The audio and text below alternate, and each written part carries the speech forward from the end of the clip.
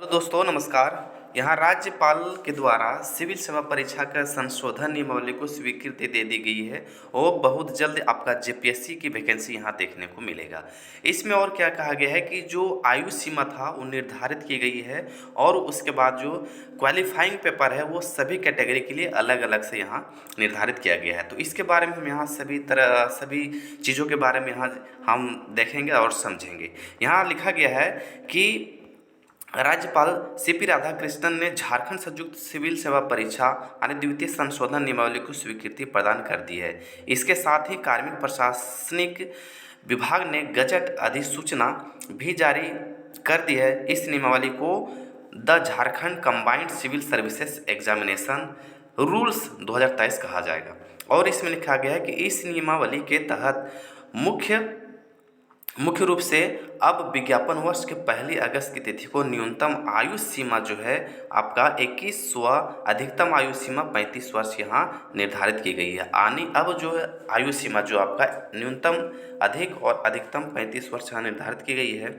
आरक्षित वर्ग के लिए अभ्यर्थियों के लिए क्वालिफाइंग मार्क्स जो है जो जनरल कैटेगरी के लिए है उसका जो क्वालिफाइंग मार्क्स अब होगा वो 40% रखा गया है और जबकि SC ST के लिए 32% रखा गया है।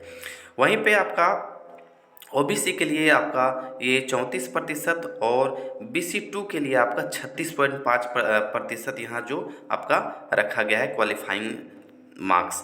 वहीं PTG के लिए 30% तथा EWS के लिए 40% यहाँ क्वालिफाइंग मार्क्स निर्धारित किया गया है। और मुख्य परीक्षा में पेपर 1 लैंग्वेज यानी जनरल हिंदी व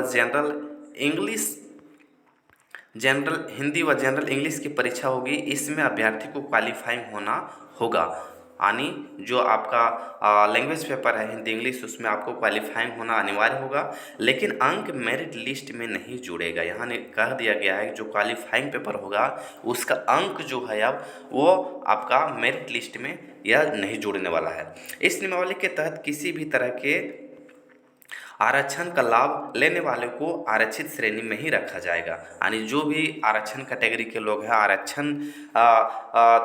आरक्षण का लाभ लेने वाले हैं उसको आरक्षण के कैटेगरी में ही या रखा जाएगा, आरक्षित श्रेणी में ही रखा जाएगा। और यहाँ लिखा गया है कि सहायक योजना पदाधिकारी से मिले जो राधाकृष्णन के बारे में यहाँ लिखा गया है कि राज्यपाल सीपी राधाकृष्णन सहायक योजना पदाधिकारी आने प्रशिक्षु से मुलाकात की है और कि वे अपने अपने क्षेत्रों की समस्याओं को समझकर उसके अनुरूप योजनाएं बनाएं ताकि विकास की गति तेज हो। या ये सीपी राधाकृष्णन के द्वारा यह कहा गया है। और यहाँ लिखा गया है कि मौके पर प्रधान सचिव डॉक्टर नितिन मदन कुलकर्णी भी उपस्थित थे वहाँ पे।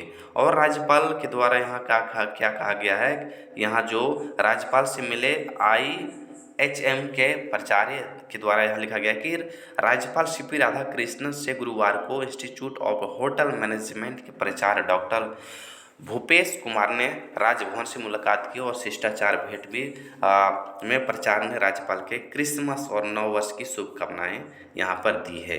तो यहाँ एक बहुत बड़ा अपडेट यहाँ जेपीएससी का है कि उसका जो एज है आयु सीमा है 21 से 35 निर्धारित किया गया है और क्वालिफाइंग में आपका जो हिंदी इंग्लिश है उसमें आपको क्वालिफाइंग होगा और जो आरक्षण कैटेगरी के जो लोग हैं उसको आरक्षित श्रेणी में ही रखा जाएगा, उसको जनरल में नहीं डाला जाएगा।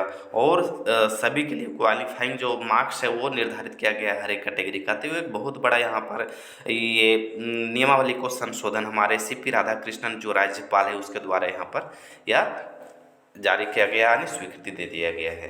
तो एक बहुत बड़ा अपडेट यहाँ जेपीएससी का है। आइए फिर मिलते हैं अगले वीडियो में, तब तक के लिए थैंक यू, धन्यवाद।